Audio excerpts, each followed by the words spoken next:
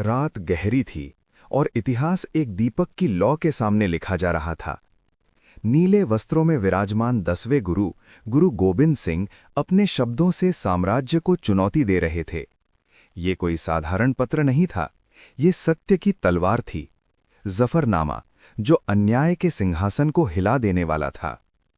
इतिहास में जफरनामा कलम की ताकत का पर्याय बन गया। भोर की पहली किरण के साथ एक सवार निकला, हाथ में मुहरबंद पत्र, हृदय में अग्नि। ये संदेश था मुगल सम्राट के लिए, पर वास्तव में ये संदेश था इतिहास के लिए, एक नए साम्राज्य के उदय के लिए, खालसा का परचम लहराने के लिए।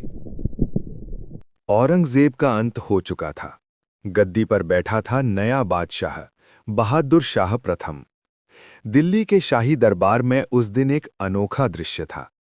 सोने से जड़े स्तंभ, झूमरों की रोशनी और सैकड़ों निगाहें दरवाजे की ओर उठी हुईं। दरबार में प्रवेश हुआ, नीले बाना में तेजस्वी, दिव्य आभा से दीप्त 10वें गुरु गुरु गोबिंद सिंह। एक ओर था विशाल साम्राज्य, तलवारों और तोपों की शक्ति, दूसरी ओर था आत्मबल, त्याग और सत्य का प्रकाश।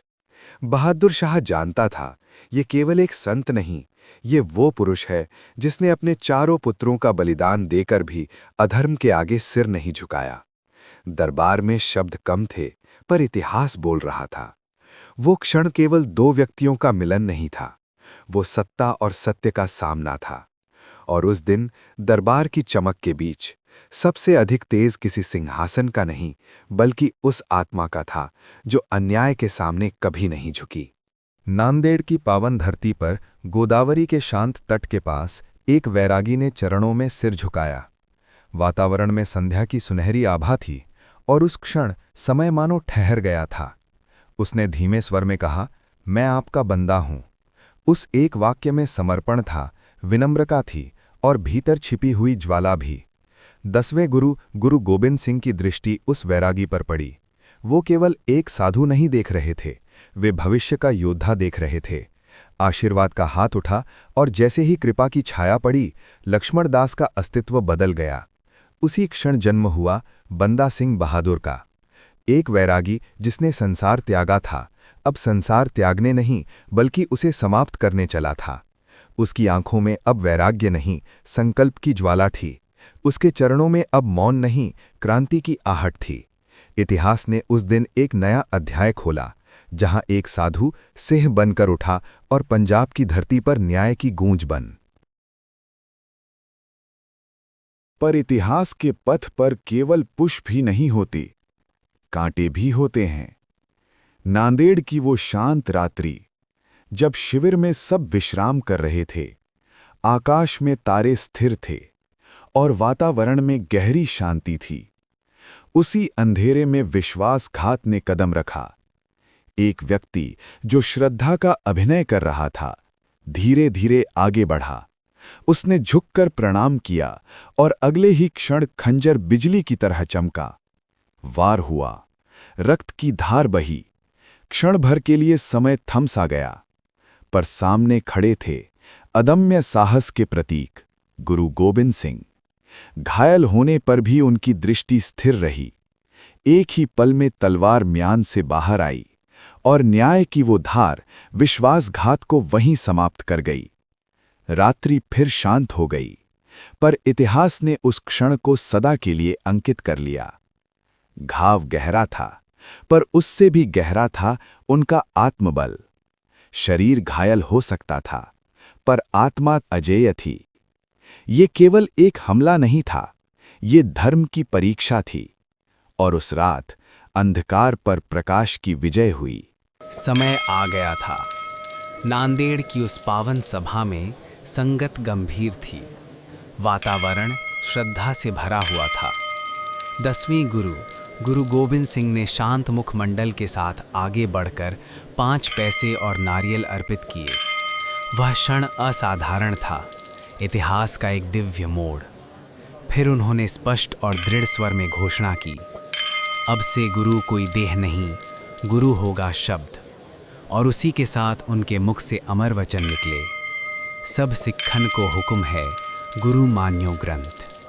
सभा में एक गहरा मौन छा गया। आंखों में आंसू थे पर हृदय में अद्भुत शांति। उस दिन से गुरु ग्रंथ साहिब को मिला शाश्वत गुरुत्व। देहधारी गुरुओं की परंपरा पूर्ण हुई पर गुरु की ज्योति अमर हो गई। अब शब्द ही मार्गदर्शक था, वाणी ही प्रकाश थी और सत्य ही। पंजाब की धरती ने फिर हुंकार भरी। सरसों के खेतों के बीच गांव की पगडंडियों पर एक नई चेतना जाग उठी। बंदा सिंह बहादुर ने किसानों को संगठित किया जो वर्षों से अत्याचार सहते आए थे, जो जमींदारों और सूबेदारों के करों के नीचे दबे थे। उनकी आंखों में पहली बार आशा की चमक लौटी। उन्होंने कहा, अब अन्याय सहना भी पाप है। धीरे धीरे गांव से नौजवान निकलने लगे। हाथों में हल था, अब वही हाथ तलवार संभालने लगे। पर यह युद्ध केवल भूमि का नहीं था, ये सम्मान का था, अधिकार का था, अस्तित्व का था। अन्याय के किलों की नींव हिलने लगी। समाना, सधौरा, सरहिंद, हर दिशा में परिवर्तन की आहट थी। ये क्रांति केवल तलवार की धार से नहीं, विश्वास और आत्मबल से जन्म ले रही थी। एक नई सुबह जन्म ले रही थी, जहां किसान सिर उठाकर जी सके, जहां न्याय बिकाऊ ना हो और जहां खालसा की हुंकार सत्ता से अधिक प्रभावशाली हो। पंजाब की हवा बदल। समाना के द्वार टूटे।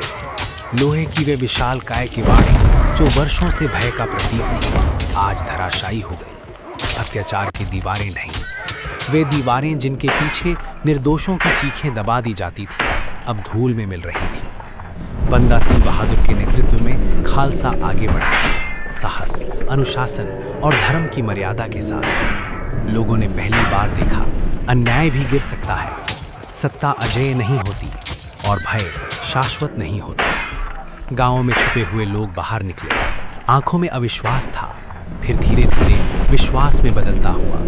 उस दिन केवल एक किला नहीं टूटा, दास्ता की मानसिकता भी टूटी। इतिहास ने करवट ली और समाना की धूल में स्वतंत्रता का पहला बीज। सरहिंद, वही धरती जहां मासूम साहिबजादों की सांसें दीवारों में कैद कर दी गई थीं। वही भूमि जिसने अन्याय का सबसे क्रूर दृश्य देखा था। आज वही धरती साक्षी थी न्याय की गर्जना की। खालसा की हुंकार गूंजी, घोड़ों की टापों से धरती कांपी, तलवारें बिजली की तरह चमकी। ये युद्ध केवल सीमा का नहीं था, ये धर्म और अधर्म का सामना था। ये उन मासूम बलिदानों का उत्तर था जो समय के पन्नों पर अमिट हो चुके थे। वजीर खान ने अपनी शक्ति पर भरोसा किया, पर खालसा ने सत्य पर। और जब तलवारें टकराईं तो इतिहास ने अपना निर्णय सुना दिया। वजीर खान गिरा, अत्याचार की गर्दन झुक गई और न्याय विजयी हुआ। उस दिन सरहिंद की धूल में केवल एक शत्रु नहीं गिरा, वहां भय गिरा, अत्याचार गिरा और खालसा की प्रतिज्ञा अमर हो गई। इतिहास ने संतुलन पाया और पंजाब की हवा में स्वाभिमान की गूंज फिर से उठ खड़ी हुई। नई सत्ता का जन्म हुआ। सिक्के पर अंकित था, देग तेग फतेह। ये केवल शब्द नहीं, ये न्याय की घोषणा थी। पहली बार किसान जमीन के मालिक बने। जो पीढ़ियों से दूसरों की जमीन जोतते थे, आज उसी धरती पर उनका अपना अधिकार था। अन्याय की जंजीरें टूटीं। वो व्यवस्था जिसमें मेहनत किसी और की और फल किसी और का होता था, अब ढहने लगी थी। बंदा सिंह बहादुर ने घोषणा की, धरती उसी की होगी जो उसे अपने पसीने से सींचता है। गांवों में पहली बार उत्सव जैसा वातावरण था। किसानों की आंखों में केवल राहत नहीं, सम्मान की चमक थी। ये केवल सत्ता परिवर्तन नहीं था, ये सोच का परिवर्तन था। एक क्रांति जो तलवार से शुरू हुई पर न्याय पर आकर पूरी हुई। उस दिन खेतों में केवल फसल नहीं उगी, उगा आत्मसम्मान, उगा अधिकार और उगा वो विश्वास कि परिवर्तन संभव है। घेराबंदी लंबी चली। दिन बीतते गए, फिर सप्ताह, फिर महीने। किले की दीवारों के भीतर सन्नाटा था। भूख थी, प्यास थी, राशन समाप्त हो रहा था। जल की हर बूंद अमृत जैसी कीमती हो चुकी थी। रातें ठंडी और लंबी थीं। आकाश में बादल छाए रहते और धरती पर थकान की परत जमती जाती, पर आत्मबल अटूट था। चेहरों पर क्षीणता थी, पर आंखों में ज्वाला अभी भी प्रज्वलित थी। बंदा सिंह बहादुर अपने साथियों के बीच शांत खड़े रहते, मानो ये संघर्ष बाहरी नहीं, आंतरिक साधना हो। शरीर कमजोर हो रहे थे, पर विश्वास नहीं।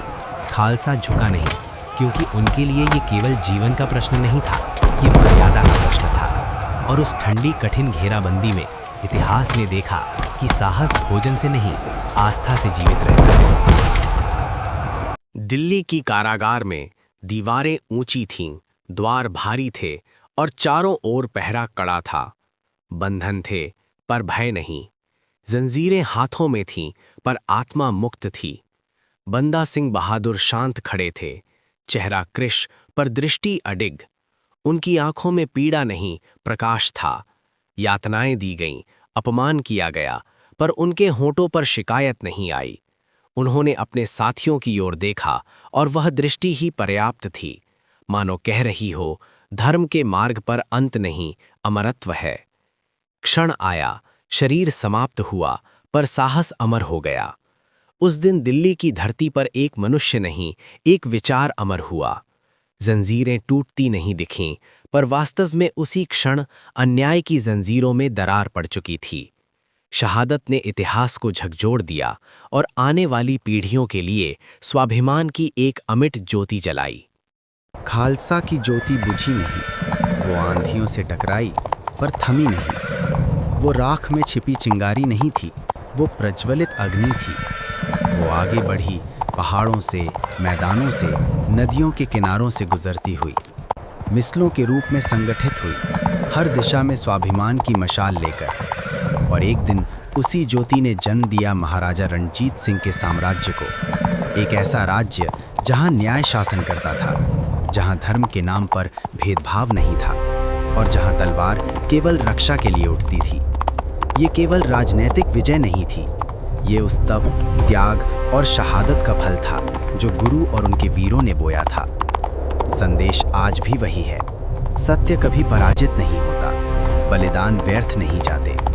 अन्याय चाहे कितना भी शक्तिशाली हो, आत्मबल की ज्योति उससे अधिक प्रखर होती है। और जब भी कोई अन्याय के विरुद्ध खड़ा होता है, जब भी कोई सत्य के लिए संघर्ष करता है, वहीं खालसा की वही अमर ज्योति फिर से प्रज्वलित हो उठती है।